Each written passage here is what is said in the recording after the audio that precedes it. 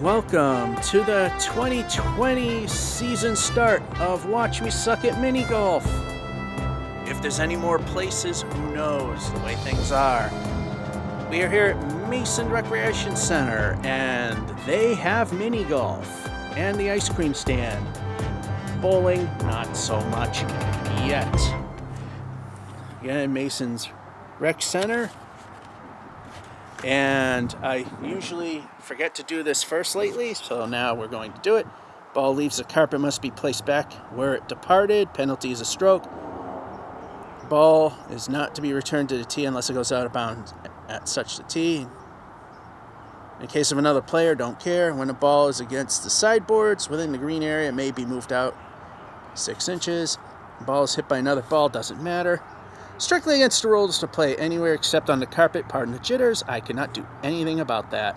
No food or drink allowed. And 7-stroke limit per hole. So let's get this going right away. Hole number 1. It is a par 3 anthill without the anthill. So basically it's a straightaway. Used to be a bridge right here before they redid everything. Slight right-hander. And over here would be the anthill. So if we break any records today, it's probably not going to count. Anyway, there's the hole. Here we are, starting the 2020 season. Here we go. Brushes the right-hand side, bounces off the wall. And it's set up pretty good. Going for a birdie. There's a swing and off to the right. This is for par. And in it goes.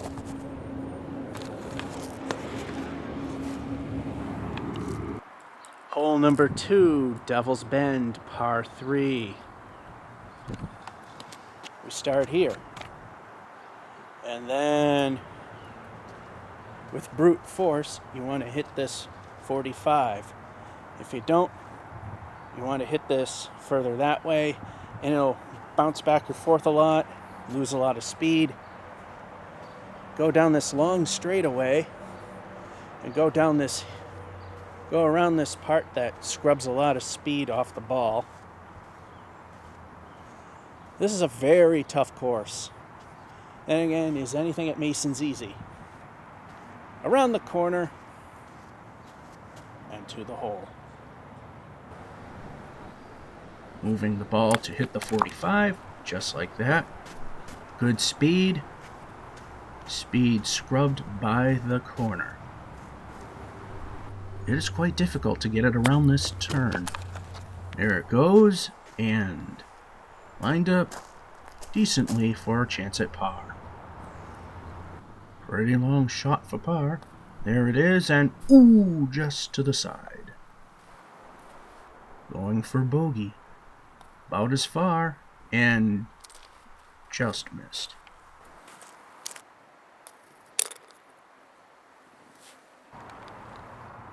Hole number 3, easy ride.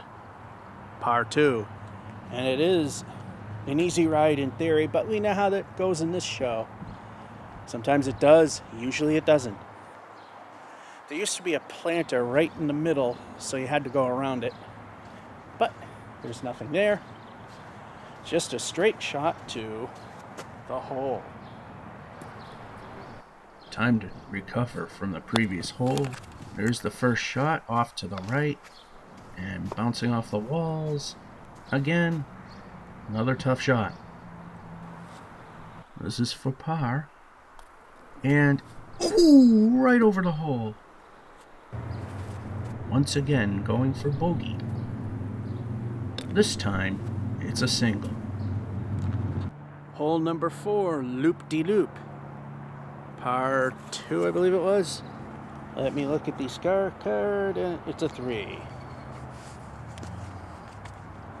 Anyway, we start here, and you have 4 distinct possibilities. You can go that way, you can go that way, you can go that way, preferred. definitely not that way. And if your ball hits the ramp correctly, it'll hit that piece over there and head this way. I've had it not work that way before. So then once it goes this way, it's simply a straight shot to the hole. First shot, aiming for the ramp. There it goes, right in the middle. And bounces around at the edge. Second shot. This has to be a somewhat powerful one. There it goes, bounces off the side. Looks very favorable for a par shot. This is for par. In the hole it goes. Hole number 5, narrow bridge, par 2. Much easier than it looks, but you know how things go when I say that at times. You go over the bridge. Hopefully you don't go into the fake river. And it's nothing more than just going over the bridge and landing your ball into this hole. I can barely see the viewfinder. First shot. Over the bridge it goes, and right by the hole. It's lined up fairly well. This is for par, and ooh, right next to the hole.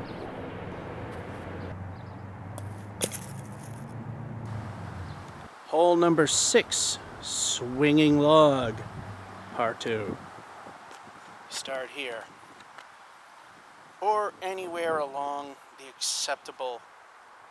If they don't have a rubber mat, it is considered acceptable to be anywhere along the front, from the far left to the far right, so long as you're starting roughly that far deep. You want to hit this, or hit this really hard and ricochet, and get your ball past this swinging log, which you have to start up by hand. I still swear, and yeah, one of the people in charge says this is not a thing, but someone who works here works at Bogey Lanes, and I have to point out the funny coincidence of Bogey Lane's colors here. I like to have fun with that.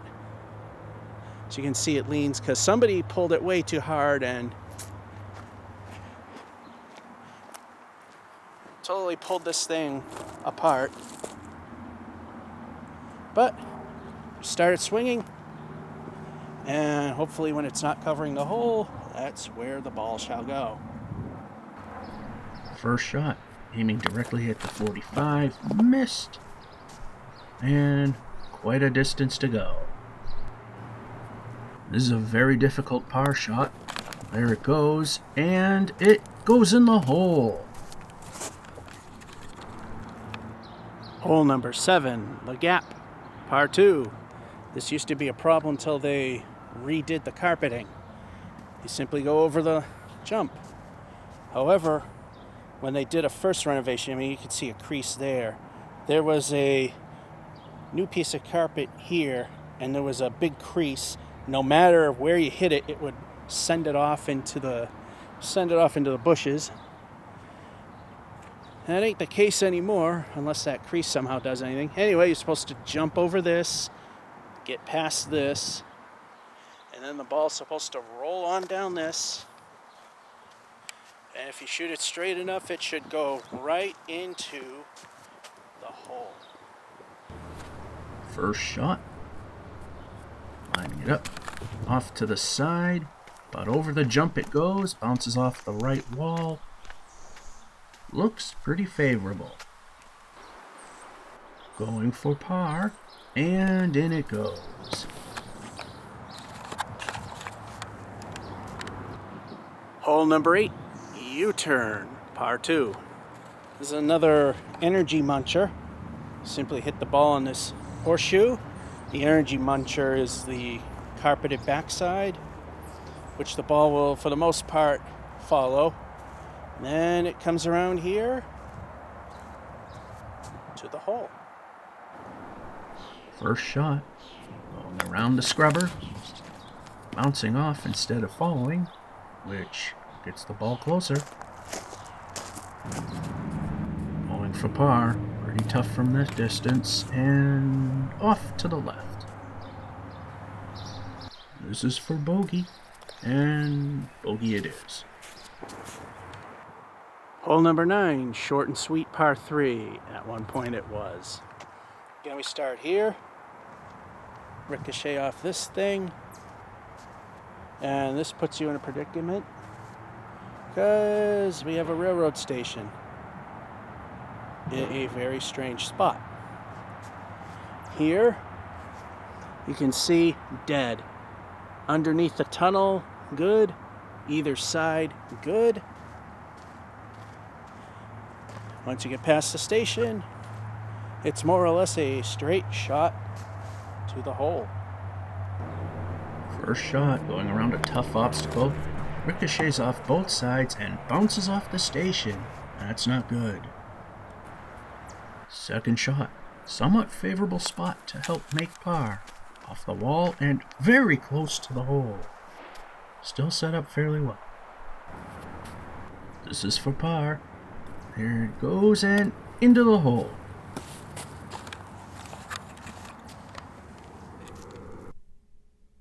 More than half the holes were at least even, but the ones that were over, especially hole number 2, that one hurt quite a bit. Devil's Bend sure lived up to its name, but what was worse is even though hole 3 was one over, the fact that the ball actually went in and out of the hole hurts quite a bit. Nonetheless, we are at a 27 at the moment, which is 5 over, and as you can see in the light green section, again, we're 5 over the par of 22, which is displayed underneath. So how will the second half go? Will it be a train wreck? Will it be okay? The second half is usually tougher and usually goes worse. But you never know. It has gone the other way before. Let's find out. Number 10. Halfway home, formerly known as bowling pins, because there used to be bowling pins on here. They, of course, had candle pins. They had some 10 pins.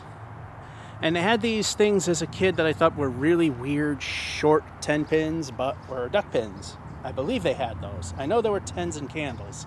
You start here, and you go this way, and you got this 45 degree that you want to hit. There's the planter that used to be in the middle of hole number 2. And it would be clear sailing, but then they added a jail last year. So you want to aim more towards the sides, or oddly enough under the jail door there. None which line you up to the hole, but you want to go to the sides and find your target, the hole. First shot, pretty long distance. There it goes. Just barely hits that 45. Set up to go left of the jail. Second shot. There it goes, bouncing off the bricks. And set up for par. This is for par. And into the hole it goes. Hole number 11, Sidewinder, par 2. It's hard to set the camera tripod as straight as possible, but I believe I got it. If not, oh well, because I like to try to show you the angles that these things take. Anyway, it's a Sidewinder, as it says, and it goes around this pitch, and this is why I do that, because I want to put the camera down, and hopefully that gives you an idea of the angle that this is at. And you go at this one, and at the peak, once again, I'll put the camera down, and there's the angle there. Slowly evens out. It doesn't even flatten out till you get to the green, where the hole is. First shot. It's got to be somewhat forceful. There it is. Already down towards the hole, almost, and stopping just short of the green. Second shot. There it goes in. Ooh, it hits the lip of the hole. The shot is for bogey.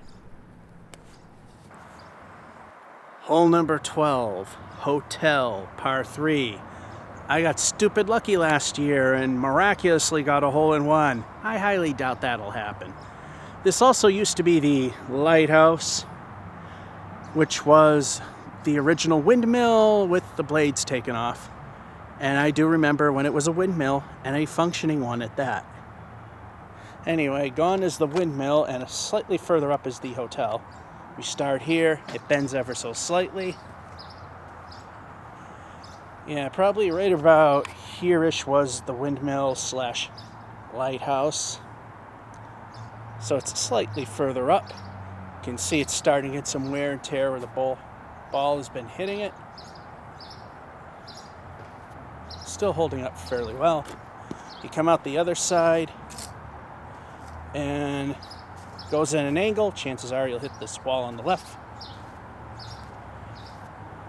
And then you hit the hole. This is a tough hole. Got lucky last time. And it did not go through the hotel. Not very lucky this time. Fail. Second shot. Bouncing off the hotel and the wall. Set up decently for a possible par shot. This is going for par. Here it goes, and ooh, right by the hole.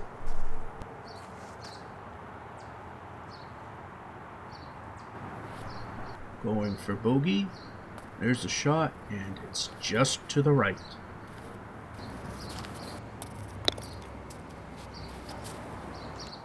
Airplane number 13. This would be the arrow one. It starts here. You can see where you used to start.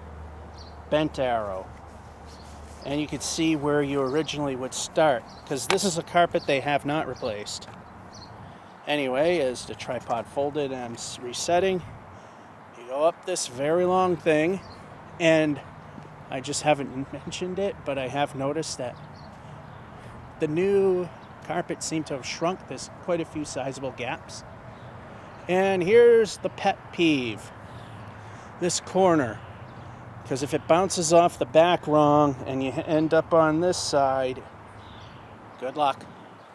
Anyway, it's pitched slightly and it forces the ball down, and they actually replaced the carpet here, which I don't understand if they... Probably because it's harder. So they left the worn out one and go to the hole. First shot. It's got to be a hard one. And that was a very hard one. Bouncing off the walls, going up the hill, and down the proper side. That'll make things a little easier. Just a little. Second shot. Still a ways from the hole. Way to the side. Up onto the green. Doable. This is for par. And way too weak.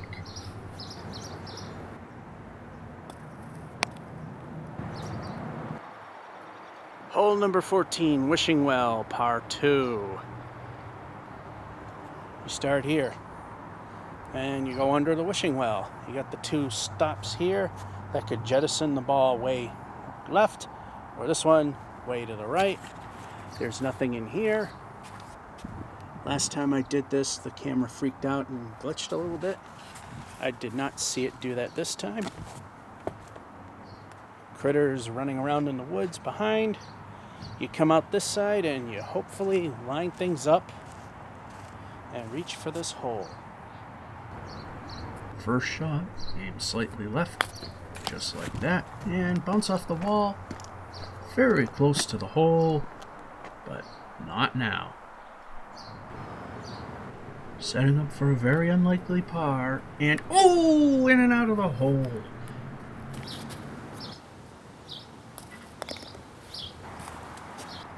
Airplane number 15, the Runaway. You know, that's an aluminum body. All they have to do is scrape the loose paint off and they can repaint that. Aluminum doesn't rust. It might corrode a little bit, but it doesn't rust. As for the dry rotted tires, who cares? Anyway, that's kind of a bonus. And the broken windows they could fix if they wanted. Paint's all that matters, really. Anyway, we start here, and it's a long, somewhat continuous bend. And another bend. And this is a par 3. And another bend. And then out from the shadows of the wishing well is the hole. First shot, yet another one that has to be hard. There it is, bouncing off the walls, setting up pretty well, and very close to the hole. This is for birdie, and we got it. There was a time before all these trees grew around here. You could easily see that plane from the road and know that building was not a problem. Those trees and these trees kind of are now. And speaking of, hole number 16, continuing on with the rocket. And it's a par 2 with a jittery camera. Very difficult par 2. Welcome to Masons. We're already 2 over the par for the entire course. Slight right turn here. Slight right hand turn here.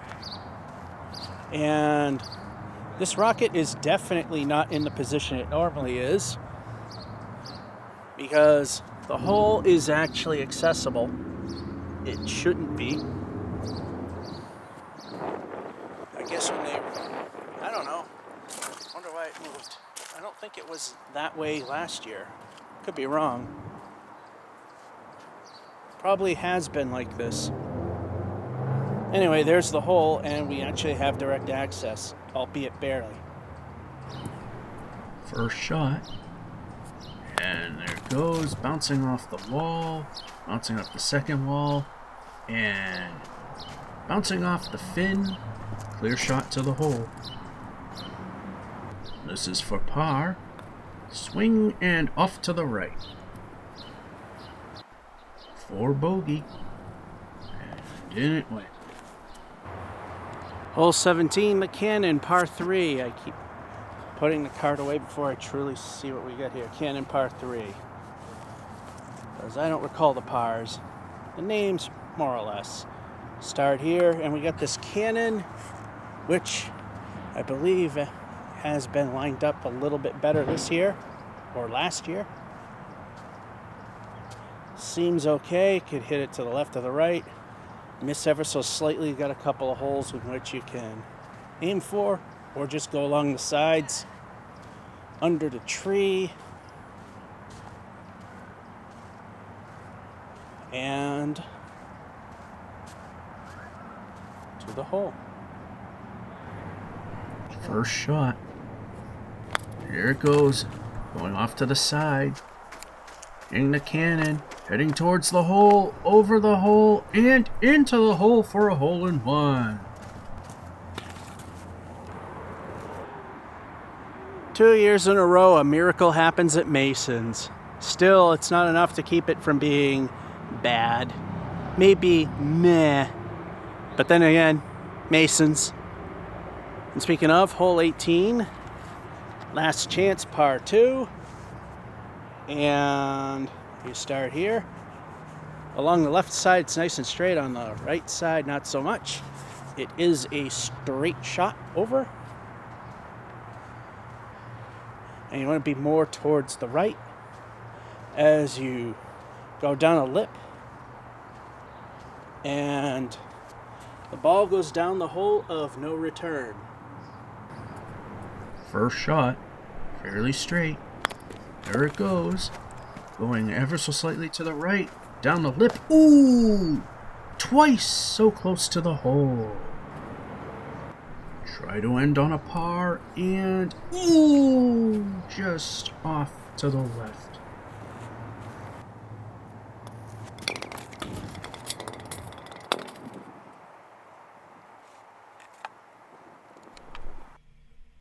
There were quite a bit of mixed bag issues in the second half. For example, the Sidewinder, while only one over, just barely rode the lip of the cup, although it did not drop in and come out, unlike Wishing Well, where it certainly did. The big saving grace was the cannon of all of them, which, again, it went in and out of the hole, then back in for a hole-in-one, which was pretty good. So it was one of the 2 holes the entire time. In the tough section, where we actually were under, and the runaway was the other one, which is the one that's underneath the plane. So the par that you're aiming for in the dark green, or should I say the light green, is 45. The 54 is the dark green, which is what we have. As you can see, that is 9 over par. So in actuality, our performance was meh. There were quite a few bad issues where we've gone 2 over par. Fortunately, none of the holes we hit the 7-stroke limit. We've only had 2 that were under, and oddly enough, as I've mentioned, it's on the hard back 9. And that's what we have. That will conclude this edition of Watch Me Suck at Mini Golf. Starting the 2020 season, and hopefully things will somewhat return back to normal. This is George F551 saying, hope you enjoyed, and have a good one.